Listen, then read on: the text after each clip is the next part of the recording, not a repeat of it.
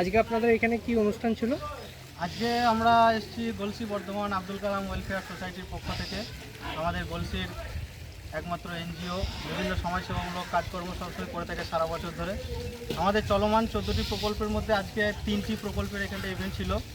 1 নম্বর হচ্ছে আনন্দ ভোজন, 2 নম্বর সবুজ সৃজন অর্থাৎ বৃক্ষরোপণ এবং 3 নম্বরে হলো ইচ্ছে দেওয়াল প্রকল্প অর্থাৎ ব্যবহারযোগ্য পুরাতন জামা কাপড় সেটি অসহায় দরিদ্র মানুষদেরকে উপহার দেওয়া।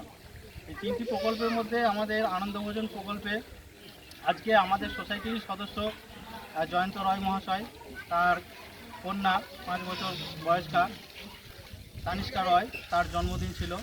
তো সেই জন্মদিনটা তিনি পালন করলেন আমাদের এই সোসাইটির আনন্দভোজন প্রকল্পের মাধ্যমে। এই প্রকল্পের মাধ্যমে আমরা বেছে নিয়েছি প্রান্তিক অঞ্চল কোতনার এই আদিবাসী পাড়া। এখানে এসে যত বাচ্চা শিশু থেকে সাধারণ মানুষ আছেন তাদেরকে তিনি এই জন্মদিন উপলক্ষে আনন্দভোজন প্রকল্পের মাধ্যমে খাদ্যদান করলেন। সেই সঙ্গে আমরা ইচ্ছে দেওয়াল প্রকল্পের মাধ্যমে এখানে জামা কাপড় নিয়ে এসেছিলাম কিছু। সেই জামা কাপড় এখানকার ছেলে মেয়ে আবাল বৃদ্ধ বণিকা সকলের হাতে তুলে দেওয়া হলো। তারা খুশি মনে সেই জিনিসগুলো গ্রহণ করেছেন এবং সারা বছর ব্যাপী আমাদের যে বৃক্ষরোপণ প্রকল্প থাকে সেটাও প্রত্যেকটা ইভেন্টই আমরা জুড়ে দিই। আজকেও তার ব্যতিক্রম হয়নি।